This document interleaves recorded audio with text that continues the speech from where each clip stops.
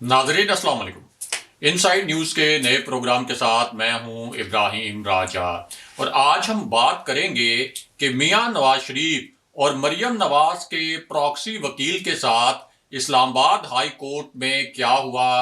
इस वकील ने किस नोयत की चाल चली थी जो आखिरी वक्त में नाकाम हो गई। लंदन से लाहौर की गई एक कॉल की कहानी क्या है। पिछले 36 घंटे के दौरान लंदन में क्या कुछ होता रहा। मियां नवाज शरीफ के लिए क्या बहुत बुरी खबर आई है। शहबाज शरीफ को जब इस खबर की इत्तला मिली तो उनका क्या रिएक्शन था और वजीर आजम इमरान खान के मुतल्लिक एक बहुत बड़ी खबर क्या है। हमारे जिन दोस्तों ने अब तक हमारे चैनल को सब्सक्राइब नहीं किया उनसे हम कहेंगे कि हमारे चैनल को सब्सक्राइब कर लें ताकि उन्हें अहम मालूमात बर वक्त मिलती रहें। अब वापस आते हैं आज के मौजू पर, यानी नवाज शरीफ और मरियम नवाज के प्रॉक्सी वकील के साथ इस्लामाबाद हाई कोर्ट में क्या हुआ और वजीर आजम इमरान खान के मुतल्लिक एक बड़ी खबर क्या है। सबसे पहले आपको एक ब्रेकिंग न्यूज से आगाह करते हैं, एक ताज़ा तरीन खबर से आगाह करते हैं। ये एक ऐसी खबर है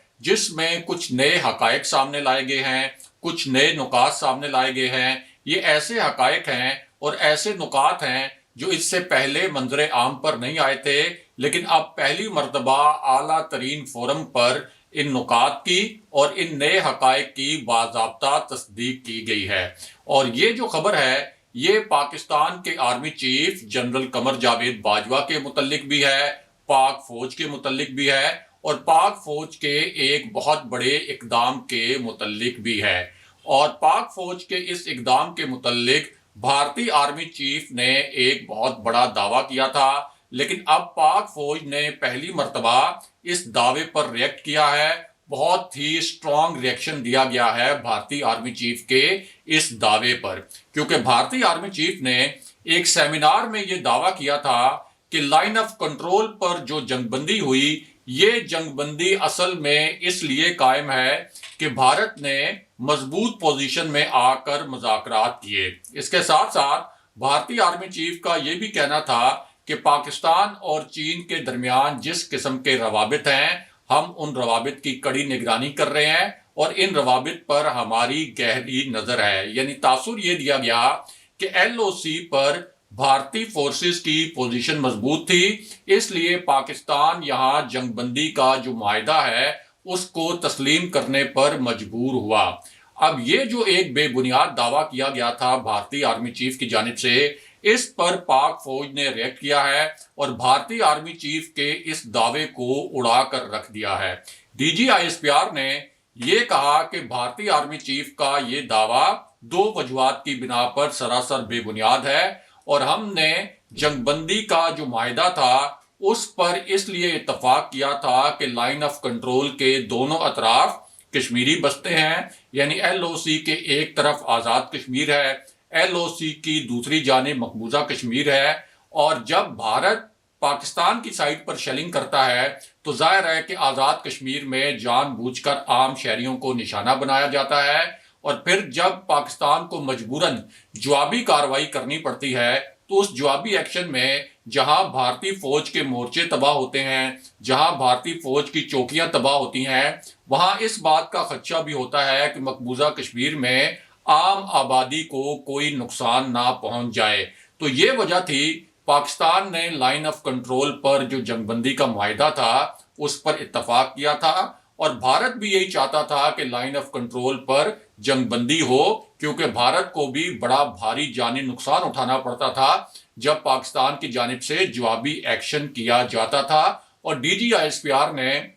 भारतीय आर्मी चीफ के इस दावे के मुतल्लिक अब एक बाकायदा बयान जारी किया है। बहरहाल अब बात करते हैं कि मियां नवाज शरीफ के लिए क्या बहुत बुरी खबर आई है और मुख्तसरन आपको ये भी बताते हैं कि मियां नवाज शरीफ और मरियम नवाज के प्रॉक्सी वकील के साथ इस्लामाबाद हाई कोर्ट में ऐसा क्या हुआ जिस पर शरीफ खानदान बहुत बरहम है, बहुत मायूस है, बहुत दिल गिरफ्ता है और जिस किस्म की उम्मीदें और जिस किस्म की तवक्कुआत शरीफ खानदान ने बांधी हुई थी वो तमाम तवक्कुआत और वो तमाम उम्मीदें जो हैं वो आप कह सकते हैं पूरी नहीं हो सकी। तो मामला ये है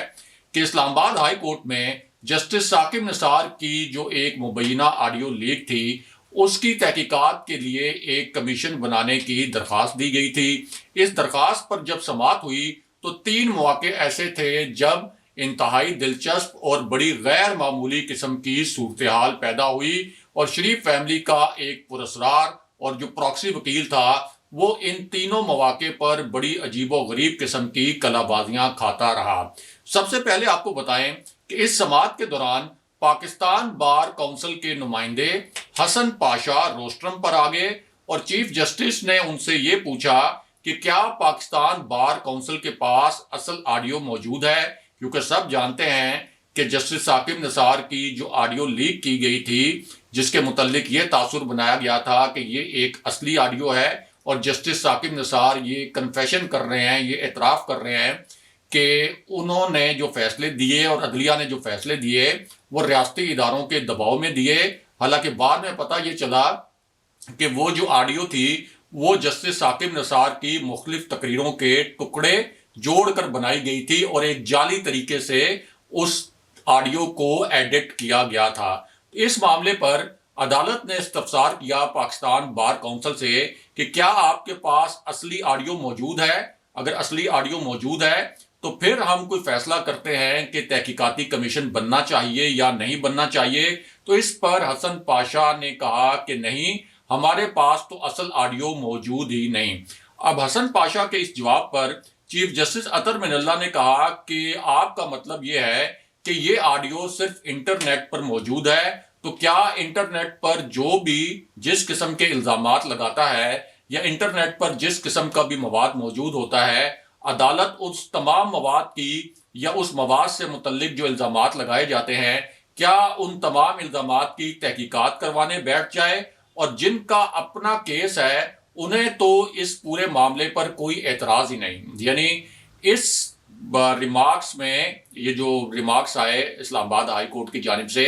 ان میں مریم نواز اور میاں نواز شریف کی جانب براہ راست اشارہ کیا گیا کہ جسٹس ثاقب نثار کی آڈیو سامنے لانے کا مقصد تو یہ تھا کہ میاں نواز شریف اور مریم نواز کو جو سزائیں ملیں وہ کوئی پاک فوج کے کہنے پر ملیں یا ریاستی اداروں کے دباؤ پر ملیں، لیکن میاں نواز شریف اور مریم نواز تو اس کیس میں فریق ہی نہیں بنے، تو پھر تیسری جگہ آپ کیسے اس پورے معاملے میں فریق بن گئے؟ اور ظاہر ہے کہ میاں نواز شریف اور مریم نواز اس معاملے میں فریق اس لیے نہیں بنے کہ ان کو معلوم تھا کہ یہ جو آڈیو ہے یہ جعلی ہے، یہ فیبریکیٹڈ ہے، شریف فیملی نے یہ پورا ڈرامہ رچایا تھا، اور جب یہ پورا ڈرامہ ایکسپوز ہو گیا اور یہ آڈیو جعلی ثابت ہو گئی ایک فورنزک آڈٹ میں، تو اس کے بعد مریم نواز اور میاں نواز شریف خود تو پیچھے ہٹ گئے لیکن اپنے ایک پراکسی وکیل کے ذریعے اس ایشو کو زندہ رکھنے کے لیے اسلام آباد ہائی کورٹ میں ایک پٹیشن دائر کروا دی کہ اس کے لیے ایک تحقیقاتی کمیشن بننا چاہیے۔ اب اس کے بعد چیف جسٹس نے یہ بھی پوچھا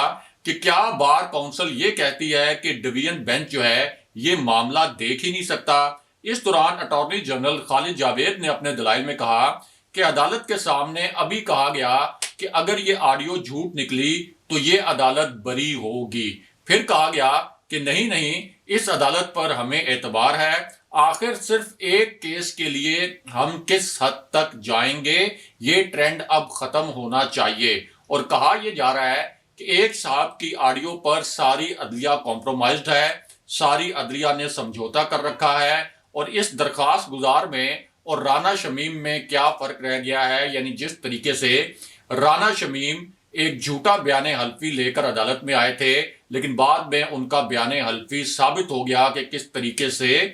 ایک اس کے اندر بے بنیاد الزامات لگائے گئے تھے، تو اٹارنی جنرل نے کہا کہ یہ جو پاکستان بار کونسل کے وکیل ہیں ان میں اور رانا شمیم میں کوئی فرق نہیں، اور پیغام اصل میں یہ دیا جا رہا ہے، ان کا اشارہ تھا میاں نواز شریف کی جانب اور مریم نواز کی جانب کہ اگر ہمیں ہاتھ لگایا تو ہم سب ججوں کو ان کے گھر چھوڑ کر آئیں گے، یعنی ججوں کو بلیک میل کریں گے، کبھی رانا شمیم کے ذریعے ان پر الزامات لگائیں گے، کبھی جعلی آڈیوز کے ذریعے یہ تاثر بنائیں گے کہ یہ جو عدالتوں کے جج ہیں یہ دباؤ میں فیصلہ کرتے ہیں۔ اس کے بعد اٹارنی جنرل نے کہا کہ جسے عدالت پر اعتبار نہیں، جسے عدلیہ پر اعتبار نہیں، وہ کھل کر یہاں آ کر کہے، ادھر ادھر کی باتیں سنانے کی کوشش نہ کرے، اور درخواست گزار کے وکیل جب خود کہہ رہے ہیں کہ اصل آڈیو موجود نہیں ہے تو یہی بنیاد اس درخواست کو مسترد کرنے کے لیے کافی ہے۔ پاکستانی عدلیہ کو کسی فورنزک بیساکھیوں کی ضرورت نہیں، یعنی جب اصل آڈیو ہی موجود نہیں، جب یہ ثابت ہو گیا ہے کہ مختلف ٹکڑے جوڑ کر جسٹس ثاقب نثار کی یہ آڈیو بنائی گئی تھی، تو یہ بنیاد کافی ہے کہ تحقیقاتی کمیشن کے لیے جو درخواست دی گئی ہے اس درخواست کو مسترد کر دیا جائے۔ اب اس پر عدالت نے کہا کہ سوشل میڈیا کی حوصلہ افزائی کریں کہ جھوٹ سچ جو بھی کہیں ہم اس کی انکوائری کرتے رہیں گے۔ کیا درخواست گزار یہ چاہتے ہیں کہ سوشل میڈیا کی اس طرح کی حوصلہ افزائی کی جائے کہ وہاں جو بھی مواد آئے عدالت اس کی تحقیقات کرے؟ اگر ہم نے ایک کیس میں تحقیقاتی کمیشن بنا دیا تو پھر تو ہم سے کہا جائے گا کہ سوشل میڈیا پر جتنے بھی ایشوز آتے ہیں ان سب پر تحقیقاتی کمیشن بنایا جائے، پھر ہمیں ہر دوسرے معاملے پر تحقیقاتی کمیشن بنانا پڑے گا۔ کیا عدالت ہر معاملے کی تحقیقات کروا سکتی ہے؟ اور عدالت نے یہ تاثر بھی دیا کہ مریم نواز کے پراکسی وکیل کے دلائل میں کسی قسم کی کوئی جان نہیں، اور یوں عدالت نے تحقیقاتی کمیشن بنانے کی درخواست پر فیصلہ محفوظ کر لیا ہے۔ بہرحال اب واپس آتے ہیں کہ میاں نواز شریف کے لیے کیا بہت بڑی مشکل کھڑی ہو گئی ہے اور لندن میں پچھلے 36 گھنٹے کے دوران کیا کچھ ہوتا رہا۔ تو معاملہ یہ ہے کہ میاں نواز شریف نے شہباز شریف کو بچانے کے لیے ایک بہت بڑا فراڈ کیا تھا، کیونکہ حکومت شہباز شریف کو نااہل کروانے کے لیے لاہور ہائی کورٹ میں دائر کرنے کے لیے ایک پٹیشن تیار کر چکی تھی، کیونکہ شہباز شریف نے لاہور ہائی کورٹ میں ایک جعلی بیان حلفی جمع کرایا تھا اور یہ گارنٹی دی تھی کہ میاں نواز شریف جو ہیں وہ واپس آئیں گے 4 ہفتے کا ٹریٹمنٹ کروانے کے بعد۔ اور شہباز شریف کو پھر 2 آپشن دیے گئے تھے اور ان سے یہ کہا گیا تھا کہ اب چونکہ آپ نے جھوٹا بیان حلفی جمع کرایا لاہور ہائی کورٹ میں، اس کے بعد میاں نواز شریف آپ کے دیے گئے ٹائم میں یعنی 4 ہفتے میں ٹریٹمنٹ کروا کے واپس بھی نہیں آئے، تو ایک تو آپ میاں نواز شریف کو واپس لائیں اور دوسرا میاں نواز شریف کی جو میڈیکل رپورٹس ہیں وہ ہر صورت میں پاکستانی حکومت کے حوالے کریں اور لاہور ہائی کورٹ میں سبمٹ کریں، ورنہ توہین عدالت کی درخواست آپ کے خلاف دائر کر رہے ہیں ہم، اور آپ کی نااہلی کی استدعا کریں گے ہم لاہور ہائی کورٹ سے۔ اب یہ لاہور ہائی کورٹ کے لیے ایک بڑی پیچیدہ صورتحال تھی، ظاہر ہے شہباز شریف کے لیے بھی پیچیدہ صورتحال تھی، تو شہباز شریف نے فوراً میاں نواز شریف سے رابطہ کیا اور میاں نواز شریف سے کہا کہ جیسے تیسے بھی آپ جس قسم کی بھی میڈیکل رپورٹس بنواتے ہیں وہ میڈیکل رپورٹس جو ہیں وہ پاکستان بھجوائیں، اور اسی لیے میاں نواز شریف نے بڑی جلدی میں شہباز شریف کو توہین عدالت کی کارروائی سے بچانے کے لیے ایک میڈیکل رپورٹ بنوائی، لیکن یہ جو جعلی میڈیکل رپورٹ بنوائی گئی، اب اس معاملے میں ایک بڑی پیش رفت ہوئی ہے، اور وہ پیش رفت یہ ہے کہ حکومت نے میاں نواز شریف کی میڈیکل رپورٹس کا جائزہ لینے کے لیے باقاعدہ ایک میڈیکل بورڈ تشکیل دے دیا ہے، یعنی وہ رپورٹ جو کہ ابھی ایک بھارتی نیاد امریکی ڈاکٹر نے تیار کی تھی، جو کہ ایک جعلی رپورٹ تھی جس میں میاں نواز شریف کو صرف چہل قدمی کا مشورہ دیا گیا تھا، کورونا سے بچاؤ کا مشورہ دیا گیا تھا، اور یہ کہا گیا تھا کہ آپ صحت سینٹر کے قریب رہیں۔ تو یہ جو رپورٹ موصول ہوئی ہے اس پر اب ایک ریویو بورڈ بنایا ہے حکومت پاکستان نے، اور اس میڈیکل بورڈ کا سربراہ جو ہے وہ پروفیسر ڈاکٹر عارف ندیم کو مقرر کیا گیا ہے، اور ذرائع کا کہنا ہے کہ 9 رکنی یہ بورڈ ہے، 4 دن کے اندر اندر یہ رپورٹ پیش کرے گا میڈیکل کمیشن اپنی۔ اس کے علاوہ اٹارنی جنرل کے لیٹر پر محکمہ داخلہ پنجاب جو ہے اس نے میاں نواز شریف کی صحت سے متعلق جو نئی دستاویزات ہیں یہ بھی محکمہ صحت کو بھجوا دی ہیں۔ اب یہ جو بورڈ ہے یہ تحقیقات کرے گا کہ اصل میں میاں نواز شریف کا ٹریٹمنٹ آخری مرتبہ کب ہوا تھا، میاں نواز شریف کو اصل میں کیا بیماری ہے،